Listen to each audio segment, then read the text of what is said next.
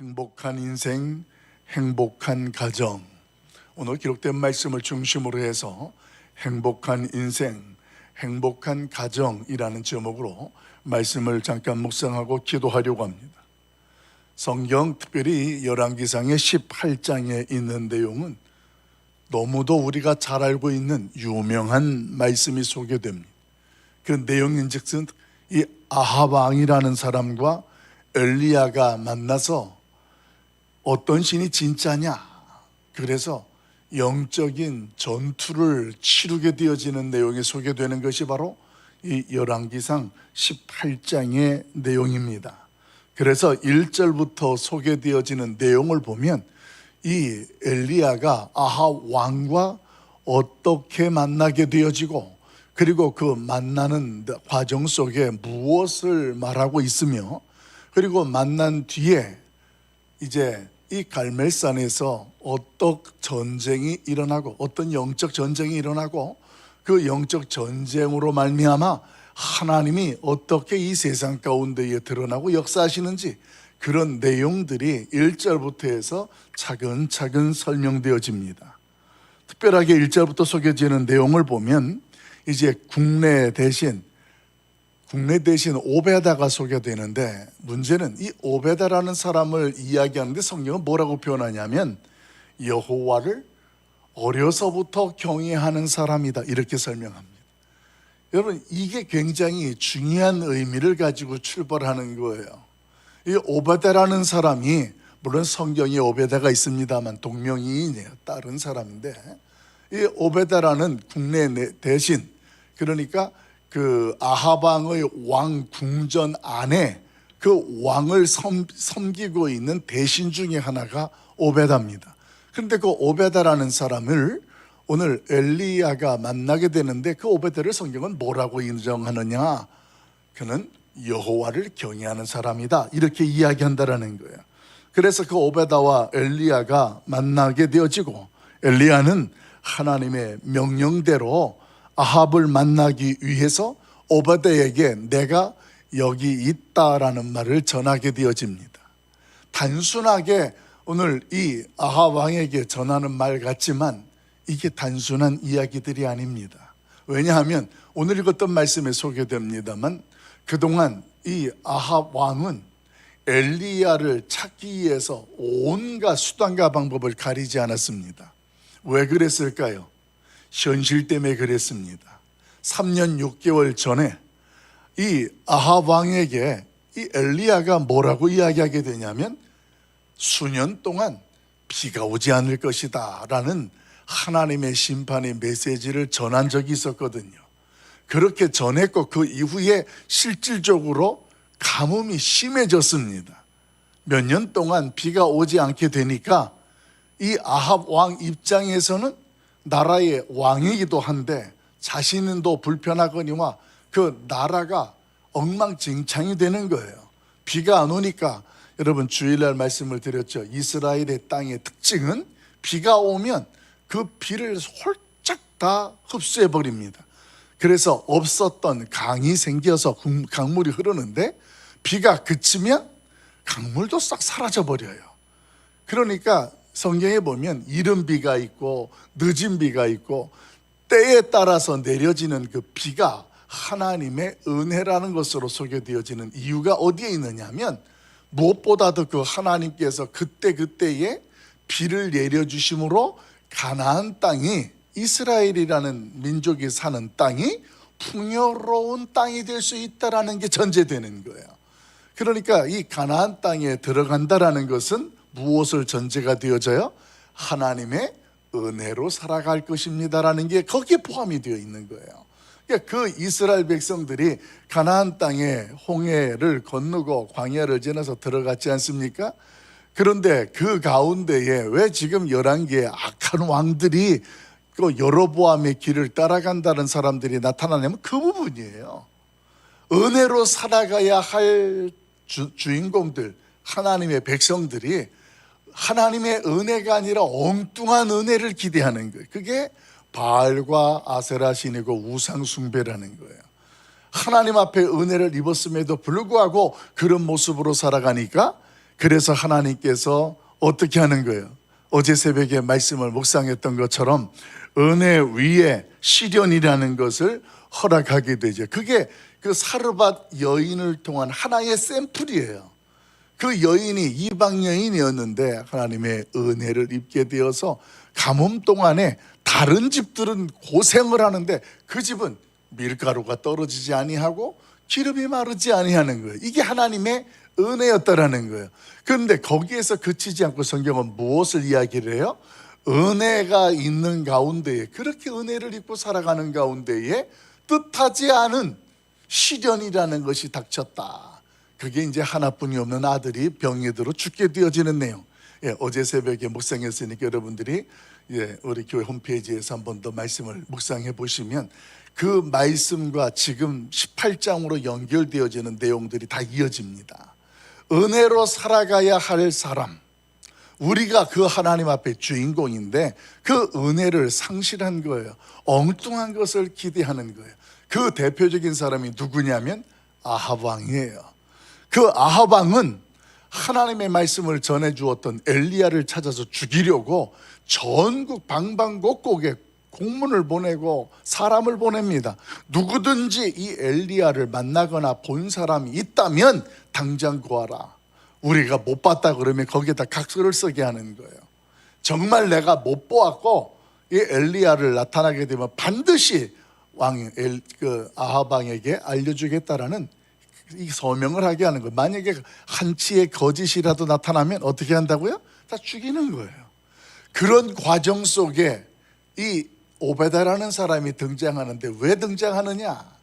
이 오베다라는 사람은 그런 정권 안에 아합 왕의 국내에 왕과 가장 가까이에 있는 대신으로 있는데 그가 그런 와중에 어떤 일을 하냐? 하나님의 선지자 100명을 몰래 감추어서 숨겨주게 됩니다. 왜 이렇게 됐냐면 엘리야를 찾다가 못 찾으니까 당시에 엘리야 말고도 하나님 앞에서 선지자로 서 있고 훈련을 받던 이제 나중에 이제 엘리야와 엘리사라는 사람이 등장하게 되어지고 그리고 하나님의 선지에 그 선지 학교에서 하나님 앞에서 훈련을 받는 생도들의 이야기가 나와요. 그 생도들이 이야기가 있다라는 것은 거기에서 과정을 거치고 하나님께 헌신된 자들이 선지자들로 이제 활동을 하게 되어지는데 그 당시 엘리야 때에도 그런 선지자들이 있었다라는 거예요. 근데 엘리야가 안 보이니까 아합 왕이 어떻게 했느냐? 엘리야 대신에 못 잡으니까 이 선지자들 다 죽이면 엘리야가 나타날 것이다. 그래서 선지자들을 전부 죽이는 정책을 펼치게 됩니다. 그런 과정 속에 오베다가 어떻게 합니까? 하나님의 선지자들을 그냥 죽게 하면 안 되겠다 싶어서 자신이 왕 몰래 선지자들을 동굴에다가 감추어서 살려주는 일을 해요. 살려준다라는 내용이 뭐냐면 가뭄이잖아요. 먹을 게 없잖아요. 근데 50명씩 굴에다 섬겨주고 그들을 양식을 공급해주는 일을 하는 거예요. 그러니까 이게 보통 일이 아니에요.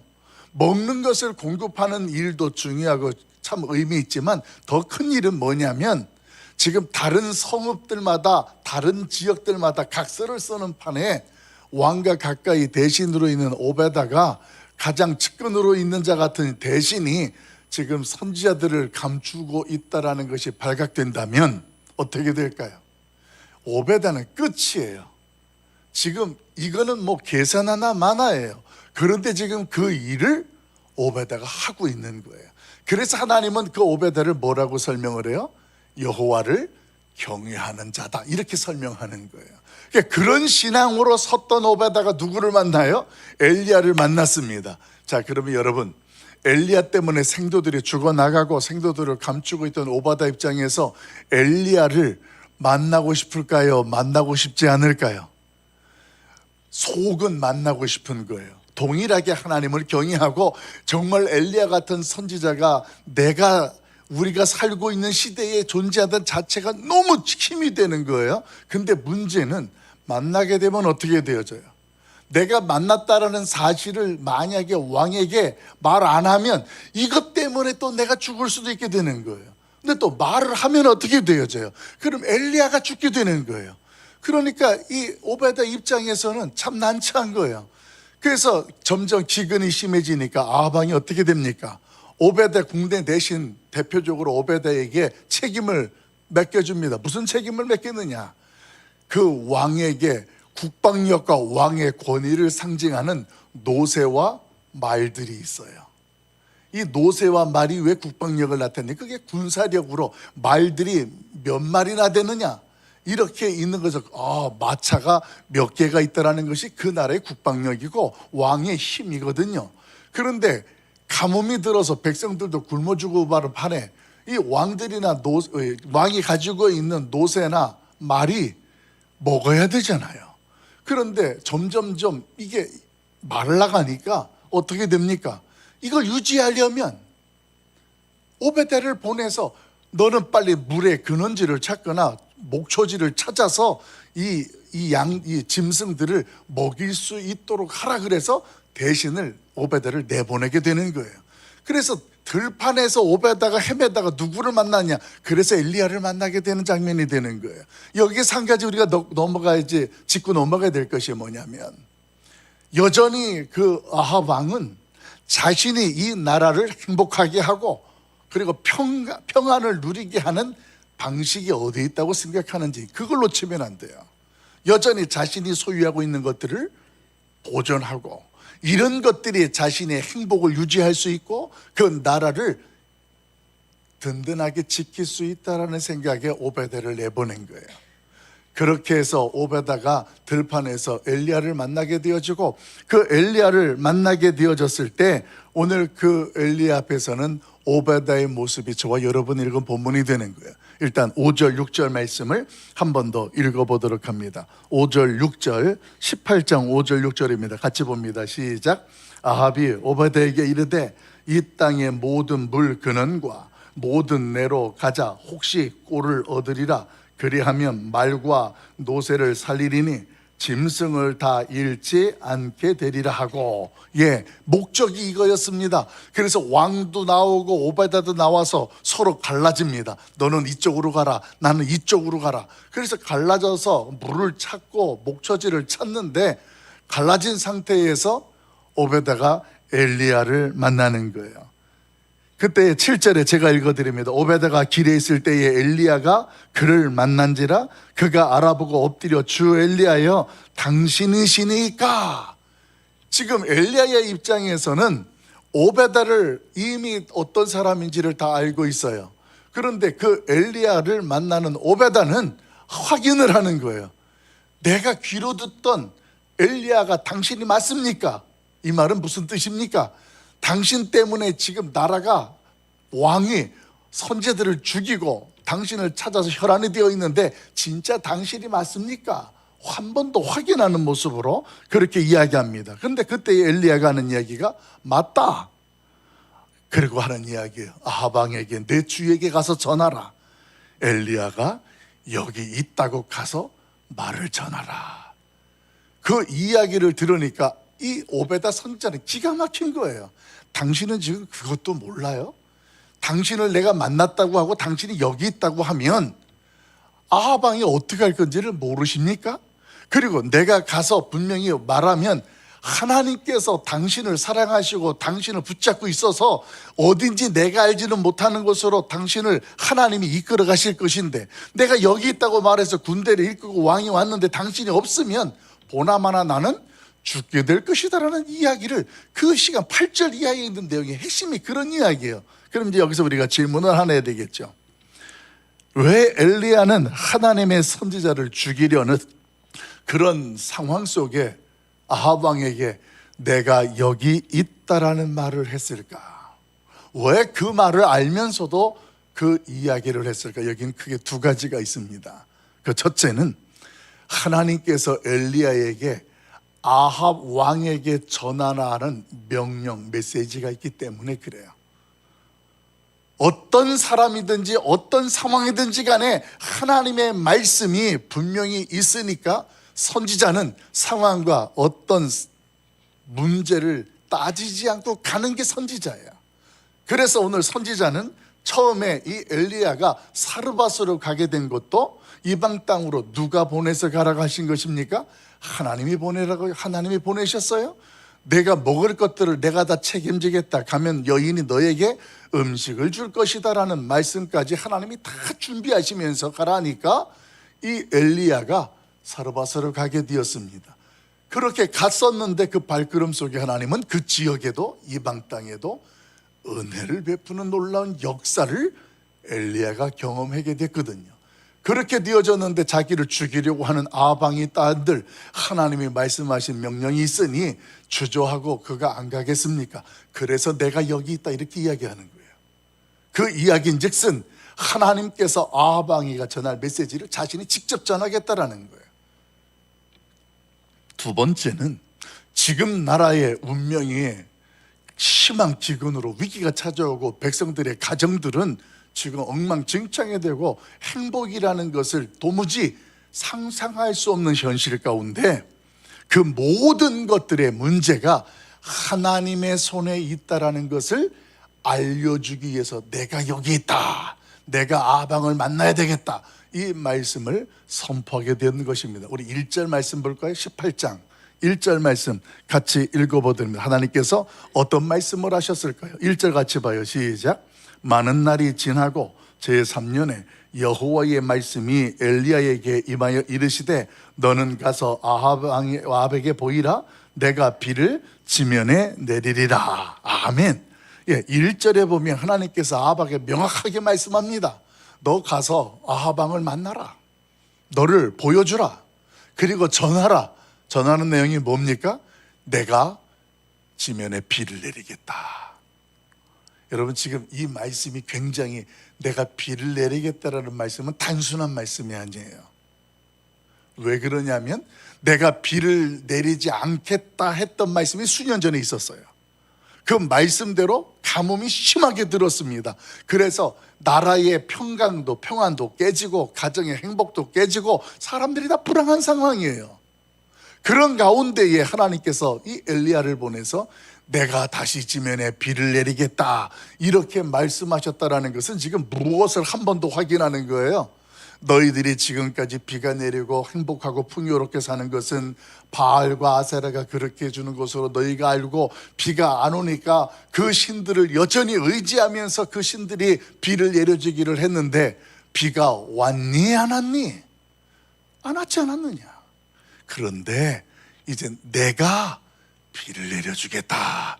그 이야기는 너희가 믿는 그 신들은 모두 다 헛것이다, 무능력하다, 이것을 선포하는 메시지가 담긴 내용이 뭐예요? 이제 내가 지면에 비를 내리겠다. 사랑하는 성도 여러분, 하나님이 이런 하나님이에요. 하나님께서는 우리가 이 땅에 살아가는 인간관계의 그 모든 내용들과 상황들을 다 알고 계세요. 그런데 우리는 그 현실 속에서 하나님을 믿고 하나님을 안다가면서 우리의 생각들이 야곱처럼 꾀를 써는 거예요. 야곱처럼 뭔가 자신이 이루려고 하는 거예요. 그래서 자기 스스로가 팥죽도 만들어서 아버지를 속이면서 축복도 가로채려고 하고, 외삼촌 라반의 집에서도 외삼촌 라반을 속이고 서로 속이죠. 속이고 속임을 당하면서 자신의 축복을 누리려고 하는 그런 모습들처럼 결국 그 야곱이 어떻게 됩니까? 야복강가에서 하나님을 만나면서 너 야곱의 인생을 이제는 멈춰라. 그리고 환도표를 치면서 다시는 너의 이름을 야곱이라 하지 말고 뭐라고 하라? 이스라엘이라 하라. 이게 뒤집어지는 거예요. 그 다음부터 여러분, 그런 모습이 우리에게 있다라는 거예요. 여전히 은혜로 살아가는 주인공인데 은혜로 살아가면서 엉뚱한 것들을, 바알과 아사라 같은 것들이 우리 안에 있는 거예요. 그런 걸 통해서 계속 은혜로 살아가는 가나안 땅에 살고 있는 우리의 삶의 현장, 하나님 앞에 구원받았다는 신앙 현장 속에 우리는 자꾸만 그렇게 의지하는 거예요. 가뭄이 지금 계속 왔어요. 여러분, 하나님께서 왜 가뭄을 보내셨어요? 왜 기근을 보내셨어요? 그들이 섬기는 우상신이 헛것이고 모든 것들이 다 가짜라는 것들을 하나님을 알게 하기 위해서 3년 6개월 동안 비를 안 내리셨던 거예요. 그런데 그 비가 안 했던 것을 이제 내가 너희에게 비를 내려주겠다. 그리고 아합 왕을 대면하라. 그러면서 오베드에게 이야기하는 거예요. 내가 여기 있으니까 전하라. 그리고 하나님의 이름을 걸고 맹세합니다. 맹세코 내가 오늘 아합 왕을 만나리라. 그 얘기는 즉슨 네가 그렇게 말을 해도 너는 죽지 않을 거야. 왜냐하면 왕이 나를 오늘 중으로 만날 거니까 너는 걱정하지 마라. 그 이야기를 하는 게 15절에 있는 내용까지 연결되는 내용이 됩니다. 여러분, 오늘 이 말씀을 묵상하면서 하나님께서 저와 여러분에게 하시는 말씀이 있어요. 이 말씀은 아합 왕에게만 하는 것이 아니라 우리 모두 한 사람 한 사람에게 이 새벽에 하신다라는 하나님의 음성을 우리 모두 들을 수 있길 예수님의 이름으로 축원합니다. 우리가 복음 조금 전에 28장을 불렀어요. 복의 근원 강림하사. 복의 근원이라고 찬양을 드렸습니다. 그 모든 복의 시작이 어디에 있다고요? 하나님께 있다는 거예요. 찬송은 그렇게 부르는데 실질적으로 우리는 이 땅에서 행복이라든가 축복이라든가 이런 것들을 지금 엉뚱한 것에서 기대하고 엉뚱한 것에서 꾀를 부리고 깨닫게 하시는 주의 음성이 우리 안에 들려지길 예수님의 이름으로 축원합니다. 세상의 가치를 따라갑니다. 바알과 아셀의 같이 귀하고 좋은 것이 있어요. 그게 어떤 사람은 건강이 세상의 전부라고 생각하는 사람이 있어요. 또 어떤 사람은 돈이 전부라고 생각하는 사람도 있어요. 또 어떤 사람은 권력이라는 것이 전부인 것처럼 그 인생을 올인하고 그것이 행복을 줄 것 같고 그것이 나라가 행복해질 수 있다고, 가정이 행복해질 수 있다고 착각하게 한다는 것입니다. 그런데 이것이 누구의 손에 있느냐? 하나님의 손에 있다라는 사실을 확신하시길 예수님의 이름으로 축원합니다. 이게 이 새벽에 저와 여러분이 기도할 제목이 되는 거예요. 여러분, 우리 가정을 위해서 기도하고 있습니까? 어떤 문제를 놓고 어떤 행복을 위해서 기도하고 있습니까?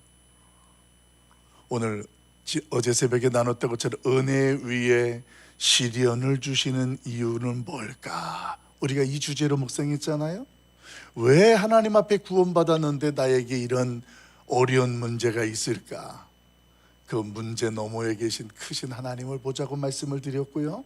그리고 오늘 말씀을 통해서 기억하는 것은 우리의 행복이라는 것, 우리의 생명이라는 것이 누구에게 있느냐?